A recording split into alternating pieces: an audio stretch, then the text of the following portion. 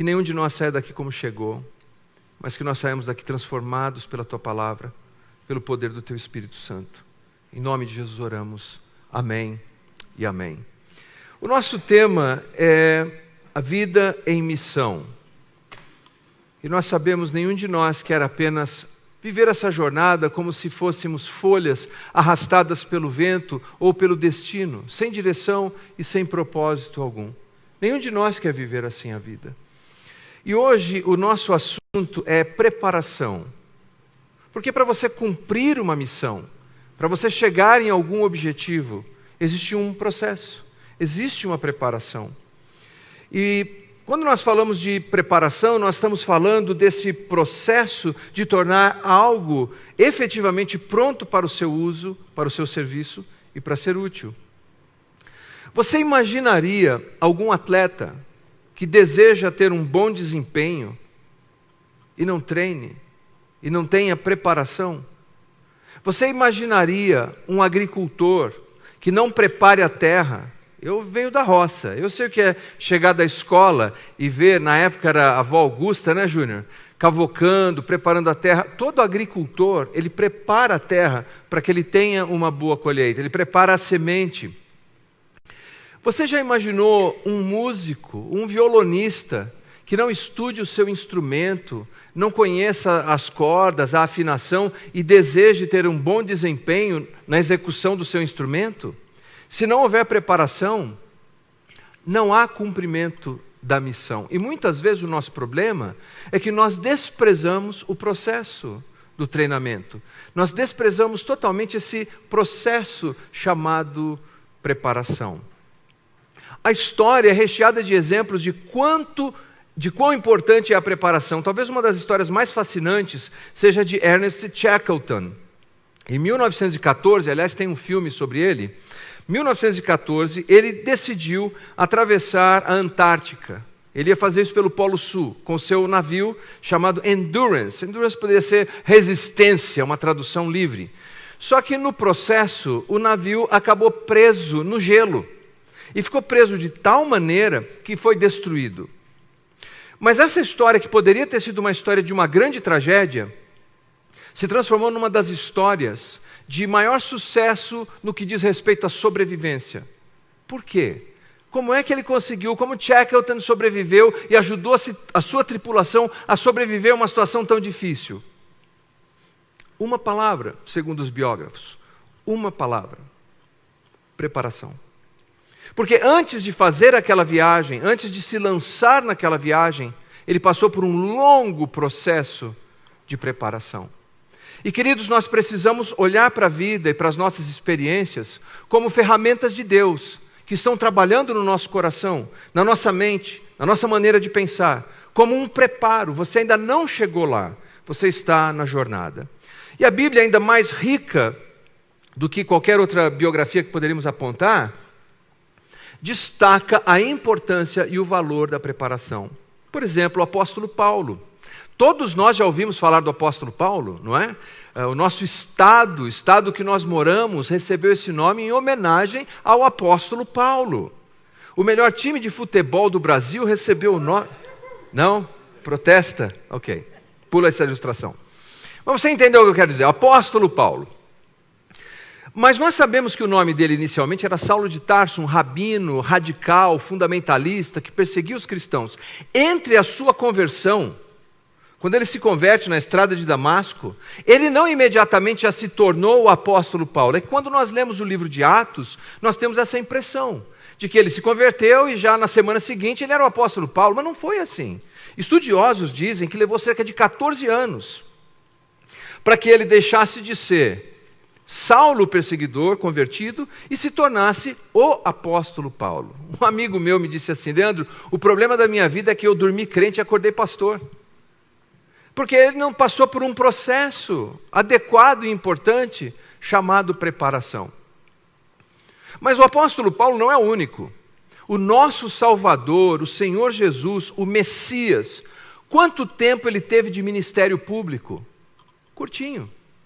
Jesus teve aproximadamente 3 anos e meio de ministério público. E antes disso, o que ele fez?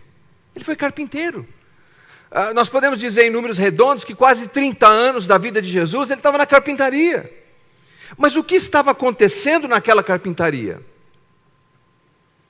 Ele estava sendo preparado. Mas nós muitas vezes desprezamos o processo do preparo.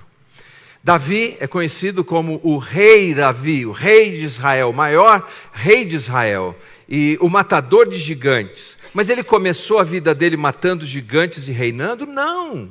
Ele começou como um pastor de ovelhas, que pastoreava as ovelhas da sua família, lá nas colinas de Belém. Pois lá nas colinas de Belém ele aprendeu a tocar harpa. Lá nas colinas de Belém, ele aprendeu a compor salmos lindíssimos, como o Salmo 23. Lá nas colinas de Belém, protegendo as ovelhas, ele aprendeu a matar urso, leão. E por que ele aprendeu a matar urso e leão? Porque um dia Deus sabia que ele teria que enfrentar o quê? Um gigante. Quando chegou a hora de enfrentar o gigante, ele estava pronto, porque ele passou por um processo chamado preparação. E mesmo assim, depois daquela experiência, ainda levou décadas para que ele pudesse se tornar rei em Israel.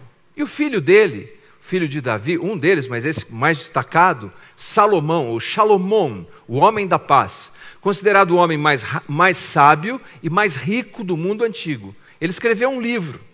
O objetivo, aliás, ele escreveu 3, mas esse livro em particular tinha o objetivo de treinar a próxima geração, capacitar a próxima geração da aristocracia judaica ou de Israel, que os nobres pudessem aprender a exercer a sua regência com autoridade, com sabedoria, e o nome desse livro é Provérbios.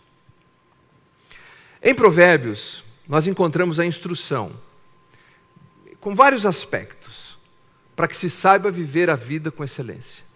Para que nem eu nem você venhamos a desperdiçar a nossa jornada. Nesse livro, ele nos ensina qual é o caminho para a preparação. Abra sua Bíblia em Provérbios, capítulo 1.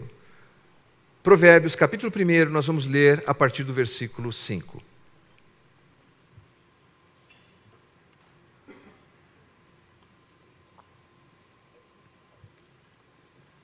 Se você encontrou, diga amém. Está devagar, vou esperar mais um pouco. Provérbios capítulo 1, a partir do versículo 5. Se encontrou, diga amém. Amém. Melhorou. Ouça o sábio e cresça em prudência, e o instruído adquira habilidade para entender provérbios e parábolas, as palavras e enigmas dos sábios.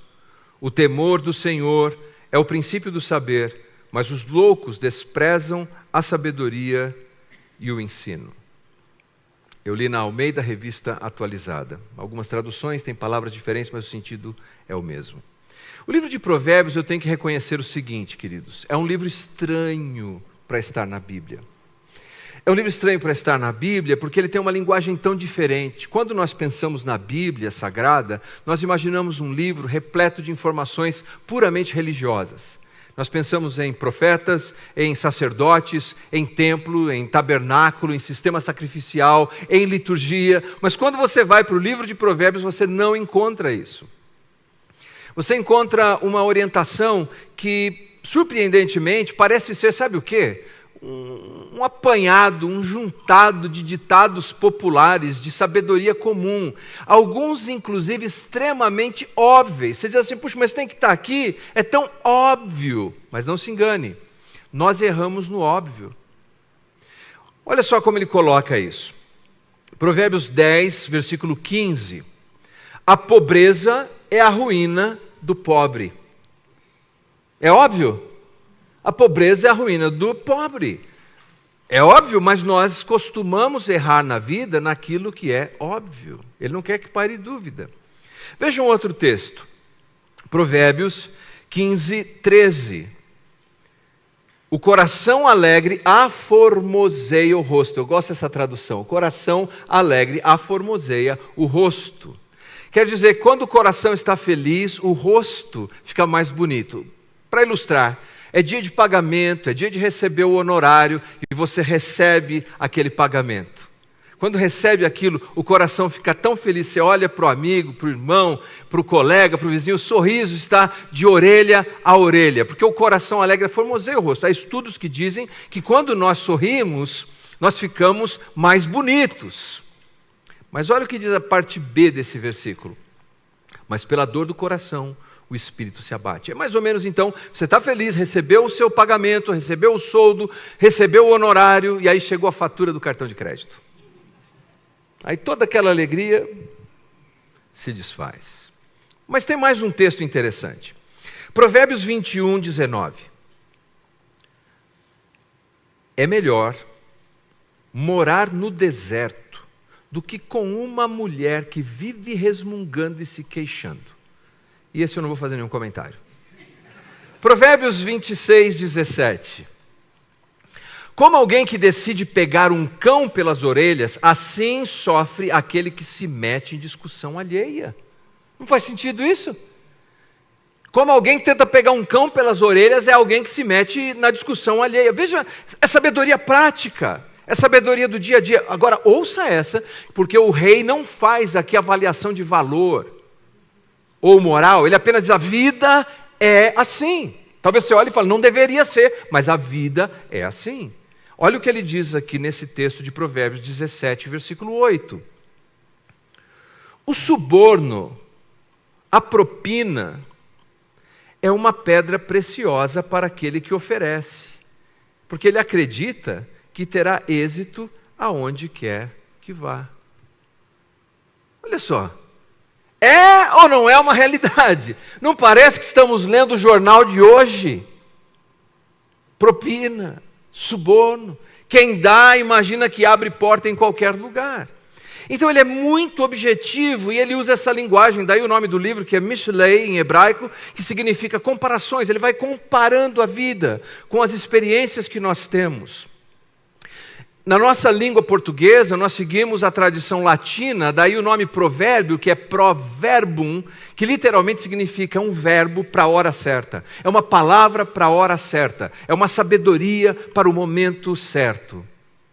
E ele vai apresentando contrastes. Por exemplo, ele fala de sabedoria e de tolice, de humildade e de arrogância, de marido e mulher, de pais e de filhos, de riqueza e de pobreza, de vida e de morte, de sucesso e de fracasso. Ele vai contemplando no seu ensinamento a vida como um todo. Por quê? Porque ele contempla a vida como um todo.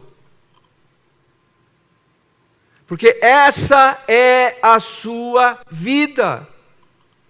E eu e você corremos o risco de desperdiçar a vida. Nós corremos o risco de vivermos essa breve jornada e quando nos damos conta, tudo passou e nós jogamos boa parte da vida, se não toda ela,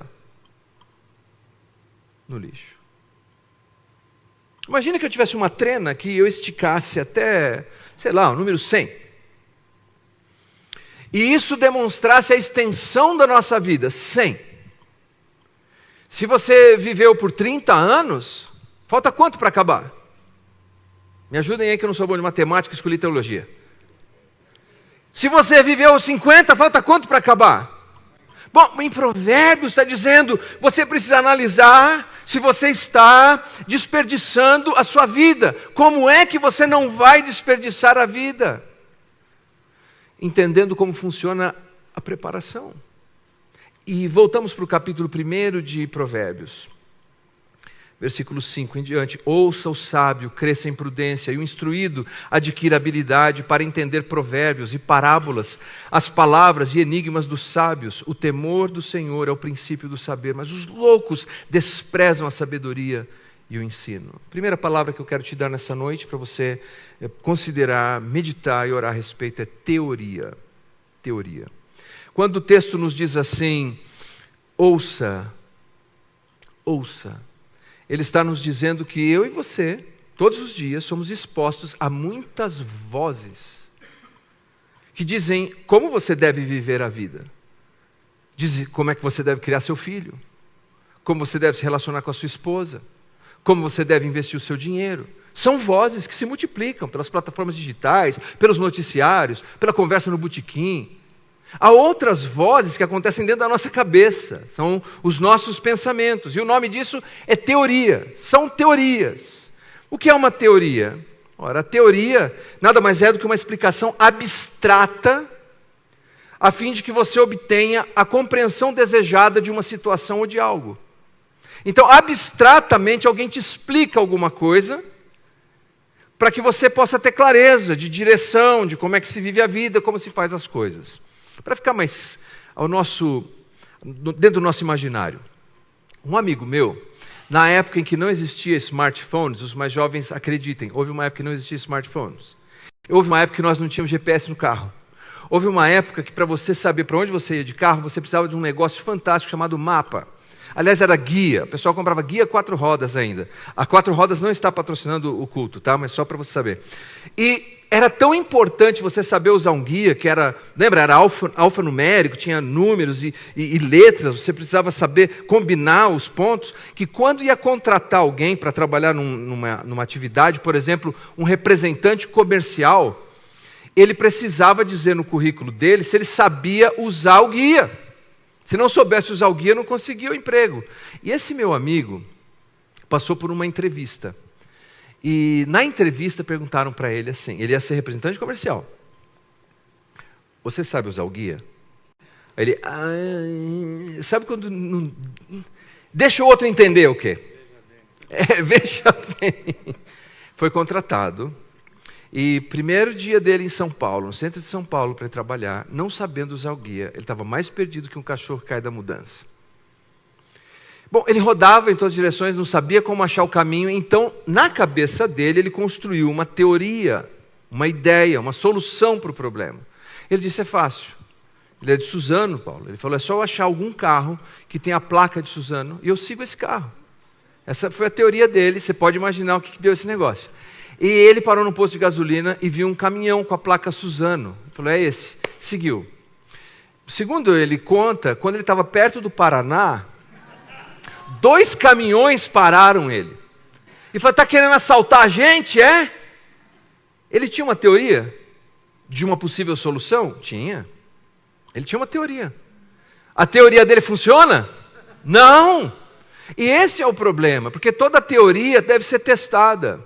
E eu e você somos constantemente bombardeados com teorias, com maneiras de viver a vida, de lidar com as coisas, mas que não são testadas. O que o autor de Provérbios, Salomão, nos diz é que nós devemos dar ouvidos ao sábio. Ele disse, ouça o sábio. Não ouça os seus pensamentos, Sabia que os seus pensamentos não são você? Os seus pensamentos também não são a voz de Deus? Então, existem pensamentos que vão falar com você e dizer o que você deve fazer, mas esses pensamentos estão errados. E há muitas vozes que vão falar com você e essas vozes estão erradas. Então, ouça o sábio. Por quê? Porque à medida que você vai ouvindo, à medida que você vai dando ouvidos, você vai sendo moldado. Houve um estudo promovido pela Universidade do Estado do Kansas, nos Estados Unidos, e da Carolina do Norte. Eles conseguiram demonstrar o seguinte, que à medida que as pessoas são inundadas por determinadas linguagens continuamente, não quer dizer que determina o comportamento delas, mas que influencia o comportamento delas. Por exemplo, eles viram pessoas que foram bombardeadas com palavras como seja rude, intempestuoso, interrupção, eram pessoas mais agressivas. Ao passo que outros que ouviram mensagens do tipo seja paciente, seja cortês, seja agradável, seja respeitoso, tinham outro comportamento. Porque aquilo vai minando. E a melhor ilustração que eu consigo usar para pensar nesse estudo que foi feito e que demonstrou com muita eficácia essa realidade é o seguinte. Quando eu e a Julie, minha esposa, estávamos no início do nosso casamento, toda segunda-feira era o nosso dia de folga. Segunda era o nosso dia de folga. E nós não tínhamos filhos na época e saíamos para pescar. Nós gostávamos de pescar. Não conta para ela, mas eu pesco muito melhor que ela. Ela não está aqui agora, então. Tudo bem, ela pescava mais em quantidade, mas eu pescava melhor em qualidade, se é que você me entende. E no caminho, nós fazíamos o seguinte, nós colocávamos lá no carro um CD, para criar aquele clima. A gente colocava um CD no carro, quando a gente estava indo para o pesqueiro, olha que pescador ousado, indo para o pesqueiro, colocava um CD de um cantor que canta músicas do Pantanal, Sérgio Reis. Sérgio Reis, a gente ouvindo aquelas músicas do Pantanal, tudo. Agora imagine, toda semana ouvindo aquele CD e indo pescar. Não passou muito tempo, eu estava comprando chapéu de boiadeiro, bota, roupa, eu virei um cosplay. Eu não tenho gado, eu não moro no Amazonas. Mas por quê? Por que começou a moldar meu jeito de ser? Se eu encontrar comigo, vai achar que eu era o rei do gado. Mas eu só ia no pesqueiro. O que estava moldando a minha vida? O Sérgio Reis. Eu virei o cosplay do Sérgio Reis. E nem me dei conta. Porque aquilo que você vai ouvindo, vai moldando quem você é. O que Salomão nos diz é que nós devemos ter cuidado com essas teorias. Veja o que ele diz aqui no capítulo 1, no versículo 20 de Provérbios. Grita na rua a sabedoria, nas praças levanta a voz. Ouça o sábio, é isso. A sabedoria está gritando pelas ruas, por todos os cantos. As pessoas não querem ouvir a sabedoria. O conselho de Salomão é: você quer viver a sua vida sem desperdiçar a sua vida? Ouça o sábio. Mas o que é o sábio? De acordo com a Bíblia, o sábio não é apenas alguém que tem conhecimento. Uma pessoa pode ter profundo conhecimento teológico e não ser sábio. De acordo com a Bíblia, o sábio é primeiramente alguém que tem um conhecimento, sim, da lei de Deus, mas tem uma devoção a essa lei de Deus. Segundo, porque ele tem essas informações da lei de Deus, ele aplica na sua tomada de decisão. E por essa razão ele desenvolve a capacidade de ter discernimento e prudência. O sábio é alguém que tem prática, ou seja, ele pega toda essa informação e coloca na prática. E não apenas no campo teórico. E acima de tudo, o sábio, de acordo com Provérbios, ele é alguém que teme a Deus. É esse tipo de gente que você deve ouvir. Alguém que ame a palavra de Deus. Mas não apenas teorize sobre a palavra de Deus. Alguém que você olha e fala: puxa, essa pessoa sabe escolher um caminho do que é certo e o que é errado. Você deve olhar para alguém e dar ouvidos àquela pessoa que você fala: eu vejo esforço na vida dessa pessoa de aplicar na vida dele o que diz a palavra de Deus. Eu estou vendo alguém que teme ao Senhor, que ama o Senhor. Eu vou tratar um pouco mais disso adiante. Vamos para a segunda palavra. A primeira palavra que eu dei a vocês qual é? Tem colinha lá atrás? Ótimo. Aqui pode, muito bem. A segunda palavra é treino. Capítulo 1, versículo 5, na parte B e o versículo 6. E o instruído adquira habilidade. Versículo 6. Para entender provérbios e parábolas, as palavras e enigmas dos sábios. A versão King James verte esse texto assim: aumentará em muito o seu entendimento. Quando nós olhamos aqui nessa referência, nós vemos que adquirir a habilidade, aumentar a sua capacidade, pressupõe esse processo. E processo quer dizer que existe treinamento, que não é alguma coisa que acontece da noite para o dia, mas que você vai treinando, você vai colocando em prática e você vai se tornando mais hábil. Como Jesus ensinava? Jesus ensinava usando parábolas, a mesma linguagem de Provérbios, comparações. E a princípio as pessoas não entendiam o que ele dizia. Os discípulos não entendiam o que ele dizia, mas convivendo com Jesus por 3 anos e meio, aprendendo de Jesus por 3 anos e meio, eles começaram a entender as parábolas, as comparações. E mais do que isso, a ideia aqui é que nesse processo de treinamento você começa a entender os desígnios, os mistérios da vida. A vida é cheia de desafios para a gente entender como é que encaixam as peças. Mas quanto mais você entende a sua vida como um treinamento, que Deus está treinando você, que Deus está capacitando você, você começa a enxergar as coisas de uma outra maneira. O treinamento por si só não é a coisa mais agradável do mundo, mas quando você entende que está no treinamento, porque Deus tem, o Deus soberano, bondoso, Pai celestial, tem um plano para a sua vida, então o que você está vivendo agora é algo que vai passar. Você não pode desistir agora, porque você está sob treinamento. Então não joga a toalha, não desista. Em Hebreus capítulo 5, versículo 14, o autor de Hebreus diz assim: mas o alimento sólido é para os adultos, os quais, pelo exercício constante, tornaram-se aptos para discernir tanto o bem quanto o mal. Então, conhecimento é uma coleção de fatos. Sabedoria é colocar na prática por meio do treinamento. Eu conheci pessoas que são especialistas em mercado financeiro. Ele sabe te dizer no que investir, se a bolsa subiu, se a bolsa desceu, ponto de curva, ponto de equilíbrio. Ele sabe explicar tudo isso. Sabe te falar de cripto, o que investe no cripto, o que não investe. Mas é quebrado. É duro. É endividado. Mas eu pergunto, essa pessoa tem conhecimento? Tem ou não? Tem. Mas tem sabedoria? Não. Porque sabedoria é apanhar os fatos que se conhece e aplicar na vida. É o treinamento, é a prática, é o exercício.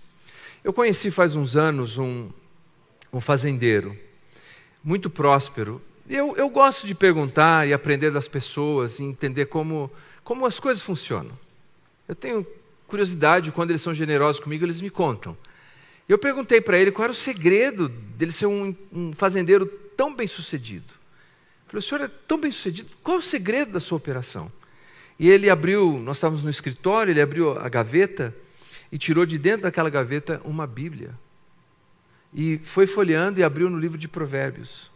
E me mostrou no livro de Provérbios várias anotações e rabiscos e desenhos. Ele disse, esse é o meu segredo. Eu procuro colocar em prática o que eu leio nesse livro. O mais importante, sabe, não é quanto você sabe, conhece da Bíblia, quantos versículos da Bíblia você decorou, se você é bom em filosofia da teologia, se você já decorou todas as instruções dos tiktokers da vida e você consegue ter uma discussão sobre teodiceia e apologética. A questão mais importante, se você quer ter uma vida missional, uma vida proposital, é quanto daquilo que você sabe da palavra de Deus você está aplicando na sua vida, no seu dia a dia. Essa é a grande questão. Terceira e última palavra para a noite, tenacidade. Versículo 7. O temor do Senhor é o princípio do saber, mas os loucos desprezam a sabedoria e o ensino. Tenacidade. Tenacidade é algo que não quebra facilmente. É perseverança, é não desistir. Eu tenho percebido na vida que uma das coisas difíceis é manter a motivação. Você diz, entendi, eu preciso então dar ouvidos ao sábio, eu preciso encarar a vida como um treino e aplicar, e aí você faz isso uma semana, 2, daqui a pouco você desiste, porque falta tenacidade, falta perseverança. E como é que a gente consegue isso? Perseverança, tenacidade, motivação. Nós precisamos de algo que nos encoraje, princípios, valores, alguma coisa que nos impulsione. E de acordo com Salomão, de acordo com o livro de Provérbios, para nós que cremos em Deus, a nossa grande motivação é o temor do Senhor. O temor do Senhor é o princípio da sabedoria, é o começo. Quando você passar a ter esse temor do Senhor, você começará a viver a vida com essa inspiração. Ou seja, quando você tem esse relacionamento tão profundo com Deus, Deus será a sua motivação. Agora, temor do Senhor não significa ter medo de Deus. É mais do que isso. É uma admiração reverente de quem Deus é. Se você já esteve em Foz do Iguaçu e viu aquelas cataratas imensas, aquela água caudalosa, o som que produz, aquilo é ao mesmo tempo assustador e admirável. É assustador e admirável. Ao mesmo tempo que você olha para tudo aquilo e dá um certo temor, é um temor respeitoso e admirável. A Julie me mostrou um vídeo esses dias que por causa das chuvas, aquilo está uma coisa imensa. O som é imenso, o tamanho daquilo. Mas vou te dizer, quando você tem a experiência de se relacionar com aquela catarata, você encontra um amigo e fala, já foi? Você tem que ir. Rapaz, você não pode perder isso. Você precisa conhecer. Porque é tão motivador. O sábio de Provérbios diz assim, que quando nós tememos o Senhor, Ele é a nossa motivação. Porque nós queremos fazer tudo, em primeiro lugar, para agradar a Deus. Nós entendemos, existe um Criador. E Ele é tão maior, Ele é tão soberano, Ele é tão glorioso, que Ele é a minha motivação. Eu quero viver a vida, eu quero servir, eu quero fazer o meu trabalho, eu quero ser um pai, uma mãe, um marido, uma esposa, um filho. Eu quero viver de maneira que esse Deus seja glorificado pela minha vida, porque eu tenho essa devoção profunda a Ele. Essa é a melhor motivação que podemos ter. Porque às vezes o cônjuge nos frustra.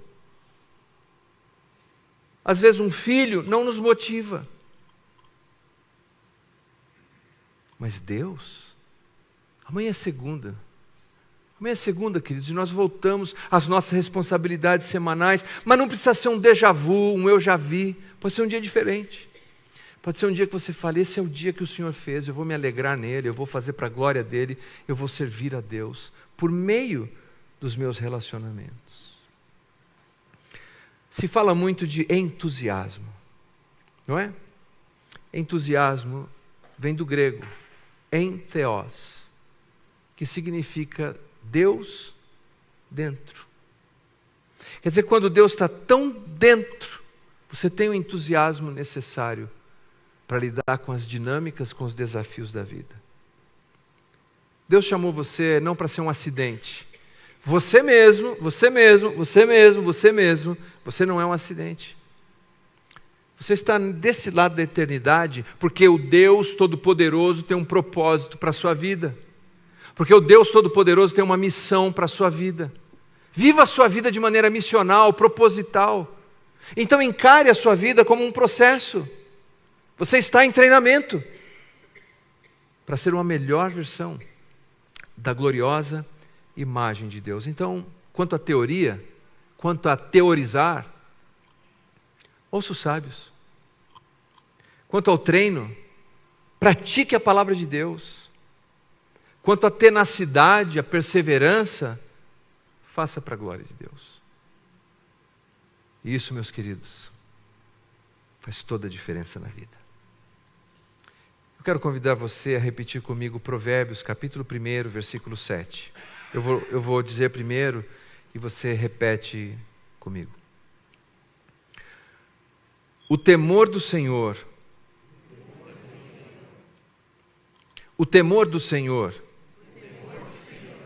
é o princípio do saber. Mas os loucos desprezam a sabedoria e o ensino. Mais uma vez, o temor do Senhor é o princípio do saber. Mas os loucos desprezam a sabedoria e o ensino. Eu quero fechar essa nossa conversa com uma pergunta que cada um de nós tem que responder individualmente. E a pergunta é a seguinte: você é alguém que segue o temor do Senhor, que quer ser sábio? Ou você é como um louco, que despreza a sabedoria e o ensino? Cada um de nós, individualmente, tem que responder essa pergunta. Vamos colocar em pé.